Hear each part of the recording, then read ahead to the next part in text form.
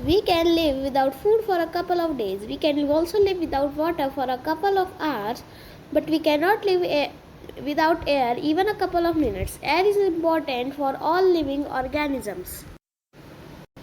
The atmosphere is divided into 4 different layers. These are troposphere, stratosphere, mesosphere, and thermosphere. Let us study about each of them in detail. In the upper layer of atmosphere, microscopic dust particles scattered incoming solar rays and absorb all color except blue, giving blue color to the sky. DV notes class 7th YouTube channel में आप सभी का स्वागत है। आज की इस video में हम क्लास 7th के सोशल साइंस सब्जेक्ट का chapter number 4 air around us को स्टार्ट करने वाले हैं। तो चैप्टर को स्टार्ट करने से पहले चैप्टर के एक प्रीव्यू देख लेते हैं। Topics to be covered in this chapter. Structure of atmosphere, इस चैप्टर में हम एटमॉस्फेयर का स्ट्रक्चर पढ़ेंगे। Air and its composition, air और उसके कंपोजिशन के बारे में पढ़ेंगे। Pollutants in the air, air में कौन कौन से पॉल्यूटेंट्स प्रेजेंट है। Atmospheric pressure and temperature, atmospheric pressure और टेम्परेचर के बारे में पढ़ेंगे। एंड मच मोर, और भी बहुत कुछ इस चैप्टर में हमें सीखने को मिलेगा। तो क्योंकि चैप्टर काफ़ी लंबा है, इसे हम 3 पार्ट्स में डिवाइड कर लेंगे। पहले पार्ट जो आज है हमारा, उसमें स्ट्रक्चर ऑफ एटमॉस्फेयर पढ़ेंगे। जो हमारा नेक्स्ट पार्ट जो कल आएगा, उसमें एयर एंड इट्स कॉम्पोजिशन और पॉल्यूटेंट्स इन द एयर को पढ़ेंगे। और जो हमारा लास्ट पार्ट होगा, उसमें एटमॉस्फेरिक प्रेशर एंड टेम्परेचर को पढ़ेंगे। तो चलिए बिना टाइम वेस्ट करे वीडियो को शुरू करते हैं।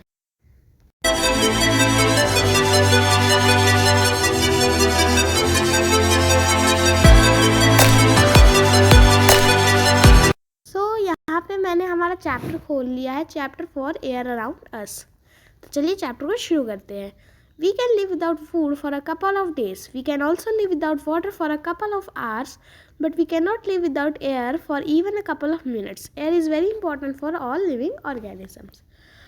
हम खाने के बगैर बहुत दिनों तक रह सकते हैं, पानी के बगैर बहुत घंटों तक रह सकते हैं, पर एयर के बगैर हम एक सिंगल मिनट भी नहीं रह सकते हैं।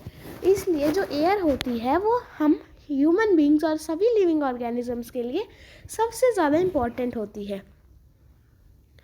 The earth is surrounded by thick layer of air which is a mixture of several transparent gases. जो हमारी अर्थ है वो एक थिक लेयर से सराउंडेड है, जो बहुत सारी सेवरल ट्रांसपेरेंट गैसेज का एक मिक्सचर है। This layer is called the atmosphere. ये जो एयर की लेयर है, इसे हम एटमॉस्फेयर के नाम से जानते हैं। एटमॉस्फेयर के बारे में हमने ऑलरेडी चैप्टर 1 में पढ़ लिया था। In the absence of the air, the earth would have remain a frozen lifeless planet in the space like any other planet. Air की एब्सेंस में जो अर्थ है वो एक फ्रोजन लाइफलेस प्लैनेट रहेगा in the space like any other planet. In fact, the atmosphere that we live in is the result of gradual and continuous changes which started about 4,600 million years ago and were energized by the sun. जो atmosphere जिसमें हम रहते हैं वो एक result है gradual और continuous changes का, जो 4,600 मिलियन ईयर्स अगो पहले स्टार्ट हुए थे और इन्हें सन से एनर्जी मिली थी। Late us study in detail about the air that envelopes around the earth. हम अब चलिए स्टडी करते हैं एयर के बारे में, जो हमारे अर्थ के अराउंड एक एनवलप फॉर्म करता है। सो यहाँ पर हमारा अगला टॉपिक, यहाँ से हमारा मेन टॉपिक शुरू होएगा आज का। ये है हमारा structure of atmosphere. The atmosphere is divided into 4 different layers. These are troposphere, stratosphere, mesosphere and thermosphere. Let us study each of them in detail. जो हमारा एटमॉस्फेयर है वो 4 डिफरेंट लेयर्स में डिवाइडेड है। ये है troposphere, stratosphere, mesosphere and thermosphere. चलिए एक एक करके इन सभी लेयर्स को डिटेल में पढ़ते हैं। सो जो हमारी पहली लेयर होती है वो होती है troposphere. It is the densest layer of the atmosphere. This is the portion where we live in, is therefore the most familiar to us. जो हमारा ट्रोपोस्फेयर है वो सबसे ज़्यादा डेंस्ड एरिया है एटमॉस्फेयर में, और ये जो पोर्शन है जहाँ हम रहते हैं और इसलिए हमसे सबसे ज़्यादा फेमिलियर है। In this layer of atmosphere where all weather changes continuously take place due to the presence of water vapours and dust particles. ये वो लेयर है एटमॉस्फेयर की जहाँ पर फटाफट से वेदर चेंजेस होते रहते हैं due to presence of water vapours and dust particles. In troposphere, on an average, the temperature decreases at every 1 degree Celsius with every 165 metre ascendant. Troposphere में जैसे जैसे आप हर 165 मीटर ऊपर जाते रहेंगे वैसे वैसे हर 165 मीटर पर 1 डिग्री टेम्परेचर घटता जाएगा. This is called normal lapse rate. इसे हम नॉर्मल लैप्स रेट कहते हैं. This is why the temperature is very low in high mountains. इसलिए जो टेम्परेचर होता है वो हाई माउंटेन्स में काफ़ी लो होता है. हमारी जो अगली लेयर है वो है stratosphere. Above the layer of the troposphere lies com and clear air which is called stratosphere. Troposphere के ऊपर जो लेयर है वो एक काफ़ी शांत और क्लीन एयर वाली लेयर है जिसे हम स्ट्रेटोस्फियर कहते हैं. The total absence of water vapours and dust particles in this layer prevents the formation of clouds. क्योंकि इस लेयर में कोई भी वाटर वेपर्स और डस्ट पार्टिकल्स नहीं होते हैं, इसमें कोई भी क्लाउड्स की फॉर्मेशन नहीं होती है. Third, it provides visibility at its finest. इसलिए इस लेयर में जो विजिबिलिटी है वो सबसे ज़्यादा क्लियर होती है. Aircraft often fly through the lower layer of stratosphere because it facilitates visibility and contributes to easy flying conditions. जो एयरक्राफ्ट्स होते हैं वो स्ट्रेटोस्फियर की लोअर लेयर में फ्लाई करते हैं क्योंकि ये दूर की एक दृष्टि हमें फैसिलिटेट करता है और इजी फ्लाइंग कंडीशंस देता है. The zone which demarcates lines of separation between two layers, troposphere and stratosphere, is defined as tropopause. जो लेयर स्ट्रेटोस्फियर और ट्रोपोस्फियर को एक दूसरे से अलग अलग करती है उसे हम ट्रोपोपॉज कहते हैं. यहाँ पर हमारा नेक्स्ट पैराग्राफ देखिए. The temperature is almost constant in lower part of the stratosphere. A special form of oxygen called the ozone is found in the stratosphere. This ozone layer is very important as it acts a filter and absorbs harmful ultraviolet sun rays from reaches the earth's surface. एक special form of oxygen जिसे हम ozone कहते हैं वो stratosphere में पाई जाती है. ये ओजोन लेयर हमारे लिए बहुत इम्पॉर्टेंट है एज ये अर्थ सन की बहुत हार्मफुल अल्ट्रावायलेट रेज को अर्थ से सरफेस तक रीच करने नहीं देती है. This layer therefore act as shield over the earth surface. ये लेयर को इसलिए ये जो है ये अर्थ के सरफेस के ऊपर एक शील्ड की तरह एक्ट करती है. In the absence of ozone gas in the atmosphere, life would have been impossible on the surface of the earth. बिना ओजोन गैस के एटमॉस्फेयर में लाइफ जो होती है वो अर्थ के सरफेस पर इम्पॉसिबल होती.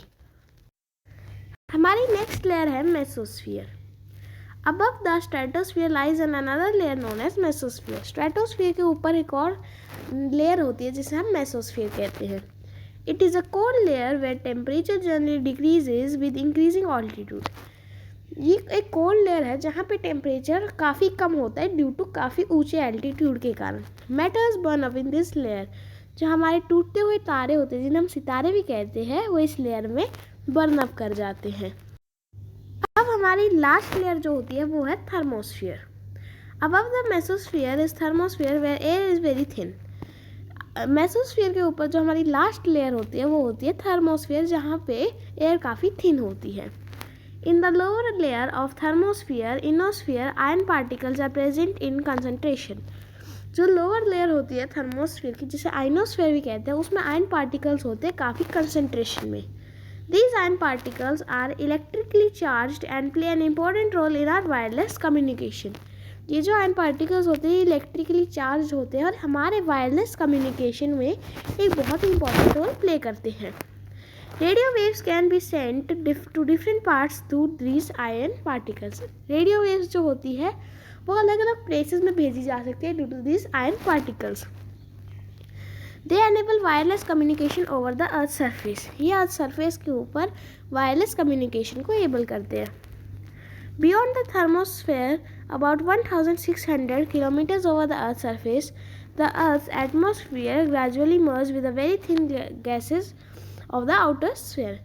थर्मोस्फीयर के बाद 1600 किलोमीटर्स ऊपर चलने के बाद अर्थ का जो एटमॉस्फेयर है वो ख़त्म हो जाता है और आउटर स्पेस की बहुत सारी थिन गैसेस से मिल जाता है. सो यहाँ पे हमारे पास दो डू यू नो दिए हुए हैं. Do you know the ultraviolet rays of the sun can cause skin cancer and different types of allergies. जो अल्ट्रावायलेट लेयर्स है सन की, वो कैंसर और अलग अलग टाइप्स की एलर्जीज को कॉज कर सकती है।